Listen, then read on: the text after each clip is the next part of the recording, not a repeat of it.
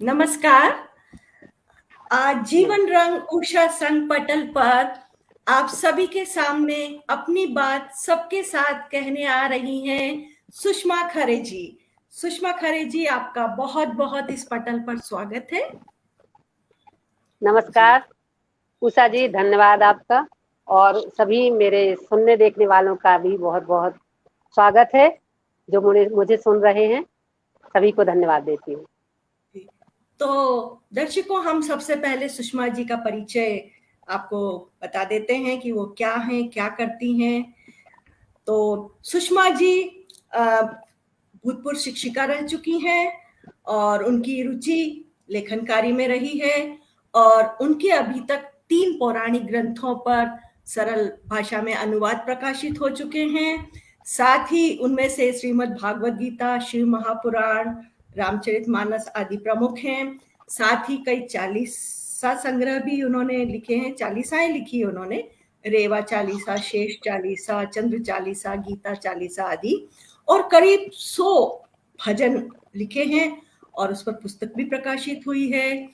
उनकी एक डिजिटल पुस्तक मंतव्य भी प्रकाशित हो चुकी है और कई साझा संकलनों में भी उन्होंने सहभागिता की है और कई संस्थाओं के माध्यम से वह फेसबुक लाइव पर भी अपने काव्य पाठ उन्होंने किए हैं।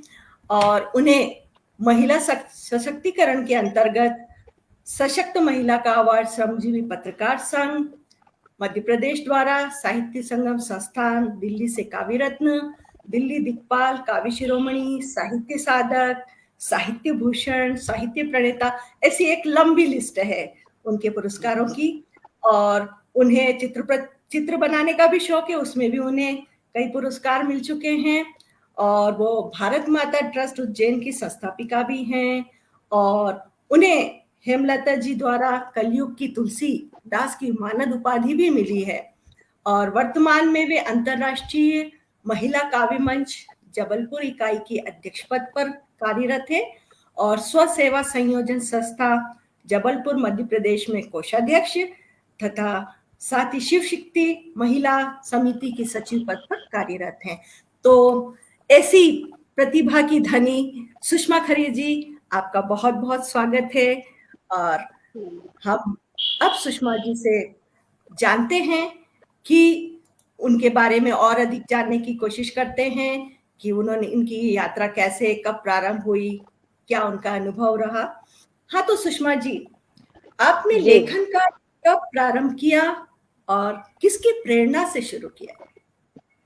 मेरा लेखन कार्य करीब 2007-8 की बात है, 7 की बात है। और प्रेरणा तो मन से ही हुई। ऐसी हुई प्रेरणा, मन मेरे अंतर्मन ने प्रेरित किया कि मैं दुर्गा सप्तशती पाठ करती रही हूँ बचपन से। तो जब जी मैं अपनी मेरी मंदिर की कमेटी में बैठती थी तो लोग कहते थे मैं नहीं पढ़ पाती, मुझे डर लगता है दुर्गा जी का। तो मुझे पता नहीं अंदर से कैसा लगा, मुझे लगा कि ये संस्कृत के कारण डरते हैं लोग कि संस्कृत में गलत हो जाएगा कुछ। तो फिर मैंने माँ का नाम लिया और जैसे माँ ने ही मुझे प्रेरित किया और मैंने चौपाई दोहा में दुर्गा सप्तशती का अनुवाद किया और वो बहुत चल निकला। काफी लोगों ने उसे पसंद किया। अरे वाह। हाँ हाँ हाँ हाँ। जी, ये उसकी प्रति मेरे पास है, मैं आपको जी। दिखाना चाहूंगी। हम्म ये हम्म हम्म ये दुर्गा सप्तशती को मैंने इस हम्म। प्रकार इसको दोहा चौपाई में इस प्रकार से अनुवादित किया। पूरी संस्कृत में है जो जी, उसको हिंदी में पढ़ के और फिर उसको दोहा चौपाई, छंद भी है इसमें और सोरठे भी हैं। तो सारी अरे वाह। चीजें जो माता जी की हैं पूरी उनको मैंने दोहा चौपाई में अनुवादित किया है। अरे वाह, बहुत खुशी की बात है। सही बात है, मैं भी ऐसा महसूस जी, करती हूँ जब नवरात्रि में पढ़ती हूँ तो मुझे भी जी, लगता है कि कहीं कहीं कठिनाई आती है। तो अवश्य कभी मौका मिला जी, तो सप्तशती आपकी लिखित पढ़ने की जी, कोशिश करेंगे।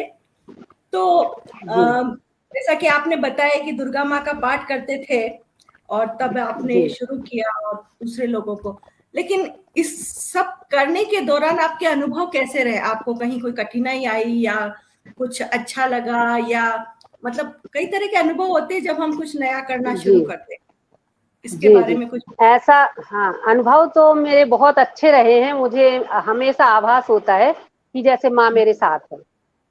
मतलब जो भी काम मैंने लेखन कार्य अपना शुरू किया ना, तो इतनी उसमें इतनी फुर्ती से इतनी जल्दी सब काम हुए। मैंने खुद अपनी पुस्तक जाके छपवाई, जाके जबलपुर मुझे जाना पड़ता था। पहले मोबाइल तो चलते नहीं थे कि हम व्हाट्सएप कर देते। खुद अपनी जी। लिखावट पूरी लिख के और देना पड़ती थी पूरी कृतियां, और फिर वहां उसके लिए भी जाना पड़ता था शुद्धता के लिए, सब जांच करने के लिए। उसके बाद फिर पूरी पुस्तक आई और हमने अपना एक महिला कार्यक्रम करते थे, अंतर्राष्ट्रीय महिला कार्यक्रम, संतों को बुलाया और वहां फिर उसका बच्चा भव्य विमोचन हुआ था। और आभास हमेशा होता है कि माँ मेरे साथ है बस। बहुत खुशी की बात है। इसमें से कोई एक चौपाई या कोई दोहा पढ़ के सुनाना चाहेंगी? जी बिल्कुल बिल्कुल सुनाना चाहूंगी। इसमें मैंने माता जी की जो कवच पाठ है ना, कवच पाठ या नहीं, पीछे जो क्षमा प्रार्थना है, उसको मैं 2 लाइनों में सुना देती हूँ आपको, ज्यादा समय नहीं लूंगी। जी जी। मैं आपको 2 लाइनों में क्षमा प्रार्थना सुना देती हूँ।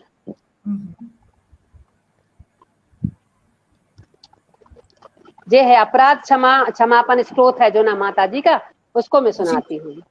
जी। सुनिए।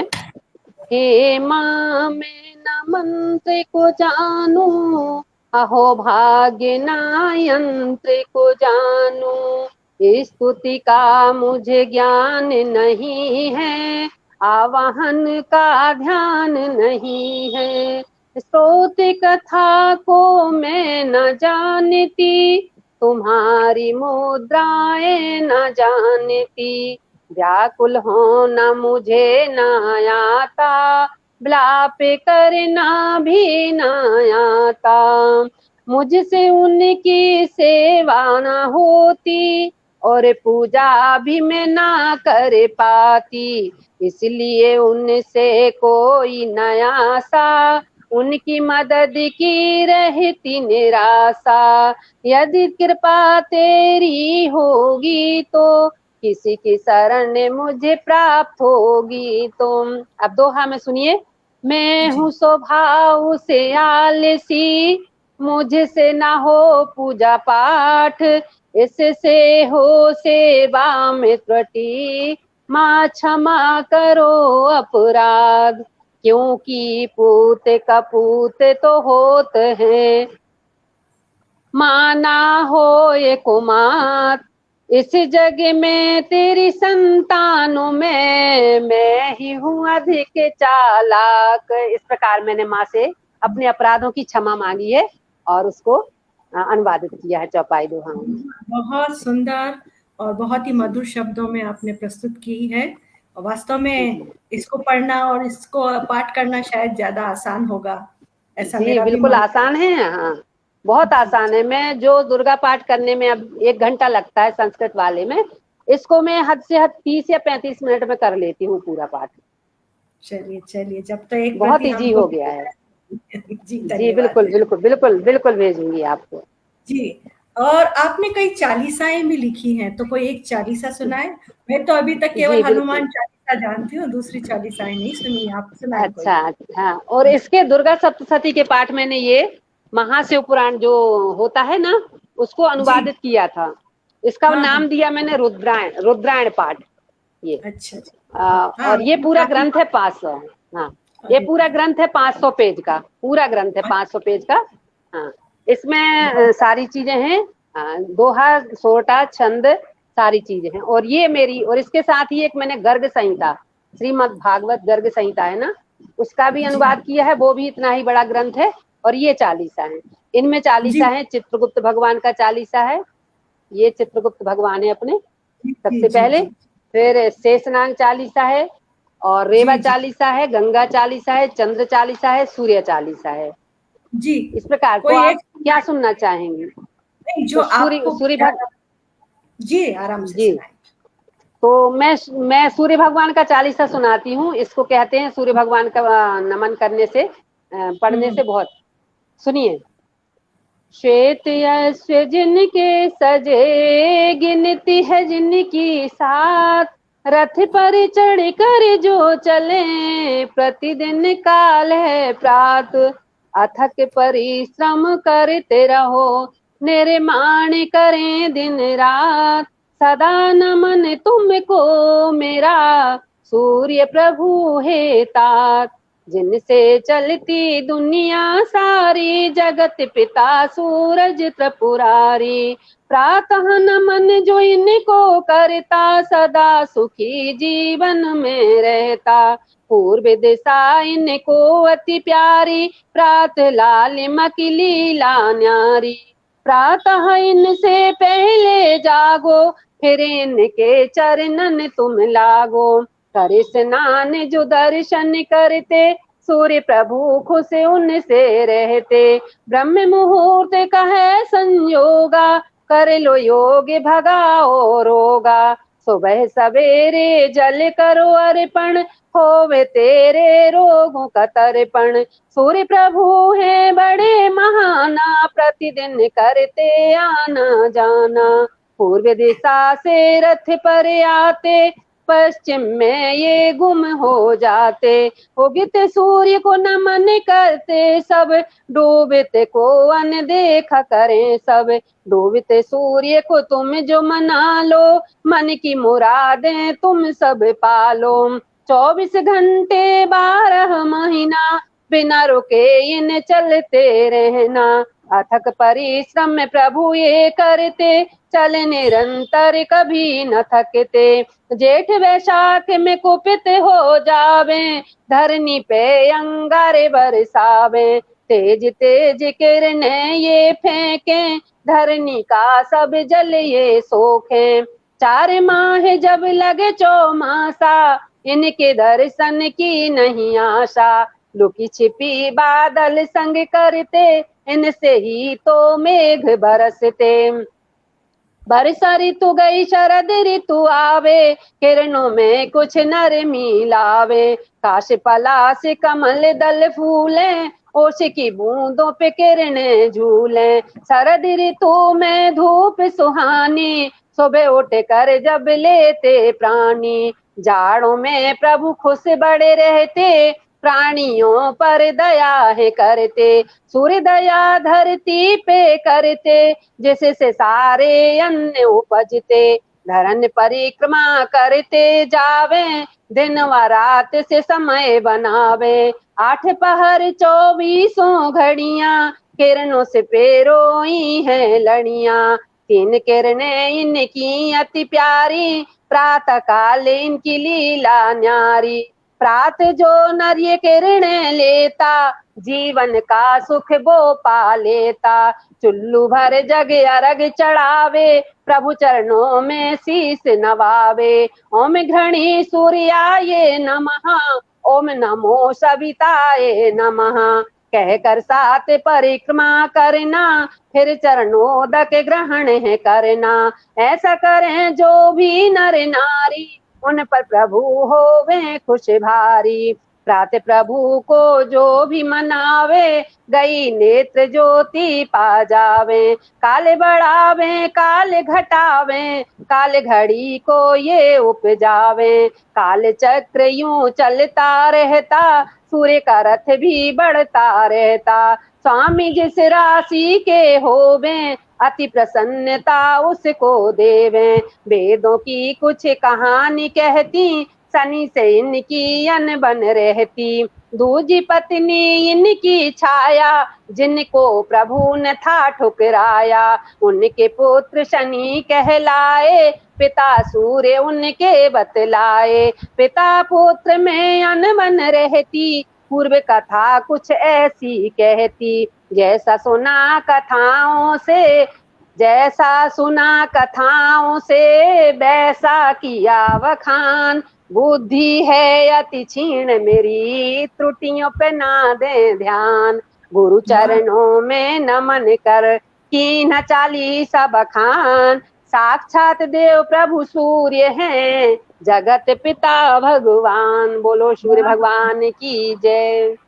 अरे वाह, आपने सूर्य देव की सभी विशेषताएं भी बता दी, कब दिखाई देते हैं कब नहीं, और उनकी बारे में एक जानकारी भी दे दी कि कौन पत्नी और कौन बेटा और सब कुछ। बहुत सुंदर, बहुत सुंदर, बहुत ही मजा आ गया सुन करके। साथ ही साथ इन 40 के साथ इनकी आरतियां भी हैं, आरतियां भी निर्मित की हैं मैंने। जी जी जी, इनकी 2 लाइनों में आरती है।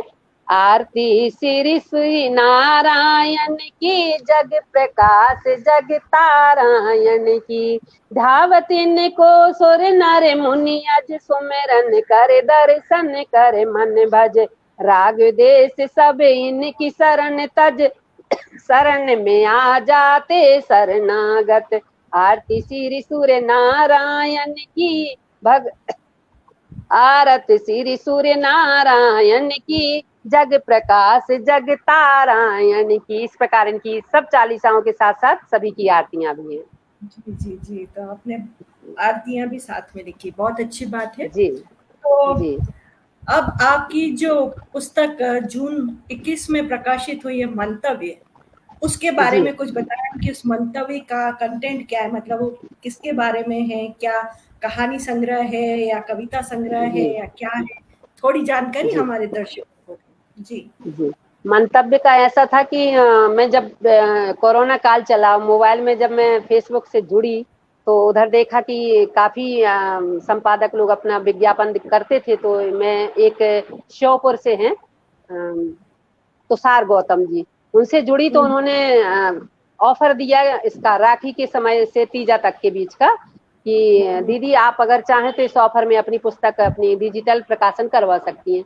तो उसको मैंने, जो अभी तक की मेरी रचनाएं थी उसमें बाल कविताएं भी हैं जो बच्चों के लिए लिखी गई हैं। और उसमें सबसे बड़ी चीज है हमारी जो परवरिश होती है, मुनियों ने जो अपने बच्चों की परवरिश की है, जो राम कृष्ण भरत शत्रुघ्न की जो परवरिश उनके माता पिताओं ने की है, उस परवरिश के बारे में बताया गया है। और जो औरतों के लिए भी कुछ बातें हैं उसमें, नारियों के लिए भी हैं, और बच्चों के लिए सबसे ज्यादा हैं, और पक्षियों के लिए भी हैं, चिड़ियों के बारे में भी रचनाएं हैं। और उस पुस्तक को मैंने डिजिटल प्रकाशन इसलिए करवाया था, प्ले बुक पर है, वो प्ले बुक ऐप पर है। उसको देखकर कि क्या है, लोग आजकल पुस्तकें घर में सजाई रहती हैं, लोगों की अलमारियों में सजी रहती हैं, कोई उठा के पढ़ता नहीं है। और डिजिटल में क्या है, लोग मोबाइल देखते हैं, अगर ऐप खोला है तो कभी ना कभी वो देख ही लेंगे। तो इसलिए मैंने उसका डिजिटल प्रकाशन करवाया था। काफी लोगों ने उसको पढ़ा और उसकी प्रतिक्रिया भी आई मेरे पास। और अभी मैं एक आध और प्रकाशित करवाने वाली हूँ। इससे इस बार फिर ऑफर आएगा तो फिर मैं प्रकाशित करवाने वाली हूँ। आपको शुभकामनाएं और बधाई। जी आपने कई जी विषयों पर इसमें कविताएं लिखी है, तो ये बहुत अच्छी जी बात है। तो आप कोई मनपसंद एक दो कविताएं सुनाएं हमारे दर्शकों को। जी, बिल्कुल सुनाती हूँ मैं। एक छंद स्तुति है माता जी की, वो सुना दूं क्या पहले, माता जी के जन्म की? जैसे आपकी क्योंकि इच्छा। नौ जी, क्योंकि अब नवरात्रि तो आ ही रही है ना, तो मैं सोचती हूँ कि आज उनकी एक छंद स्तुति सुना दूं, फिर मैं उनकी उन्हीं का ही भजन सुना दूंगी, है ना। छोटी सी है, ज्यादा बड़ी नहीं है।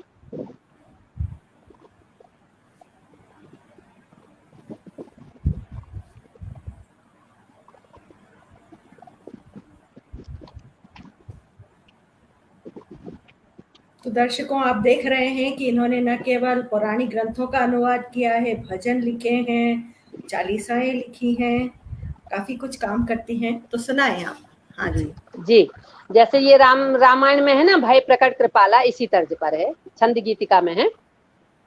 भई प्रगट कृपाला दीन दयाला, देवों की हितकारी, मुनि मनहारी रूप निहारी, हर्षित है महतारी, लोचन अभिरामा कन घन श्यामा, शोभा है अति न्यारी, भूषण बन माला नयन विशाला, केश घटायतिकारी, फैली उजियारी तेज है भारी, लीला करती है न्यारी, है अष्टभुजाएं जग फैलाएं, जग की पालनहारी, है आदि भवानी शिवा शिवानी, अद्भुत नामधारी, करे सिंह सवारी महिमा भारी, सृष्टि रचनाकारी, जग पालनहारी जग संहारी, जग की रचनाकारी, कहे रूप अनुपा, जोड़े कर भूपा, विस्मित है महतारी। बोली जगदम्बा करो न विलंबा, मांगो भरे अब प्यारी। करे दुई करे जोड़ी, माता बोली अद्भुत रूप निहारी। माता पुनि बोली सोमति डोली, तजो मात यह रूपा, है सिद्धि सकल तुम परम भयातुर, अद्भुत है रूप अनूपा। सुन बचन सुजाना रोदन ठाना, भई कन्याधर रूपा, माया गुण ज्ञानातीत अमाना, भय प्रसन्न सुर भूपा। देवों के सब काज हित लीन्हा माया अवतार, दक्ष वीरन की बनी सुता, सती नाम आधार। बोलो मैया दुर्गा जी की जय। ये हमारी माँ की स्तुति थी।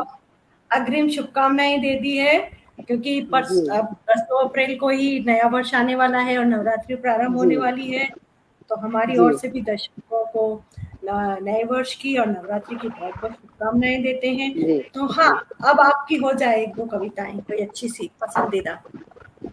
जी कविता तो मैं भजन सुना दूं अपना एक पसंदीदा।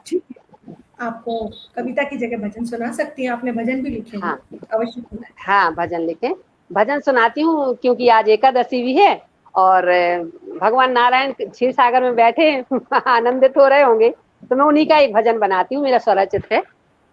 ठीक। क्षीर सागर में बैठे प्रभु जी, क्षीर सागर में बैठे प्रभु जी, मैया लक्ष्मी से बातें यूं करते, मैया लक्ष्मी से बातें यूं करते, धरती पर बड़े हैं अधर्मी, धरती पर बड़े हैं अधर्मी, प्यारी हम तो नर लीला करेंगे, प्यारी हम तो नर लीला करेंगे, क्षीर सागर में बैठे प्रभु जी। बोली माता सुनो मेरे स्वामी, तरती चरणों में तुमरे नमामि, बोली माता सुनो मेरे स्वामी, करती चरणों में तुमरे नमामि, छोड़ मुझको ना जाना फिर से, छोड़ मुझको ना जाना तुम फिर से, जैसे मथुरा में छोड़े गए थे, क्षीर सागर में बैठे प्रभु जी। यहाँ माता लक्ष्मी जी की और विष्णु जी की बात चल रही है कि पृथ्वी पर अधर्मी बढ़ रहे हैं, हम जन्म लेंगे नर का, नर नारी बनेंगे और लीला करेंगे।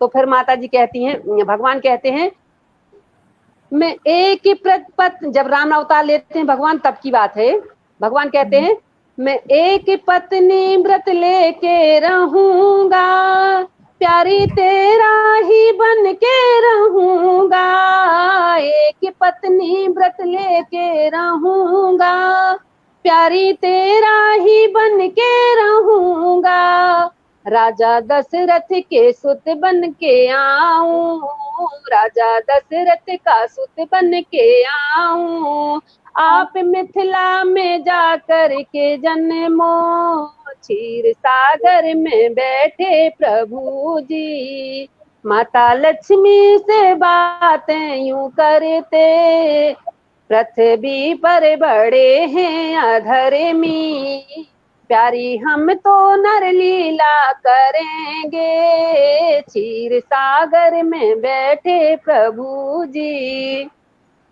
इस प्रकार से भजन माता जी का तो इस तरह से लगता है कि आपका झुकाव पौराणिक ग्रंथों पे, धार्मिक आदि इस पे ज्यादा है, जो भजन और ये सब, इसीलिए आपकी रचनाएं भी उन्हीं पर आधारित ज्यादा हैं।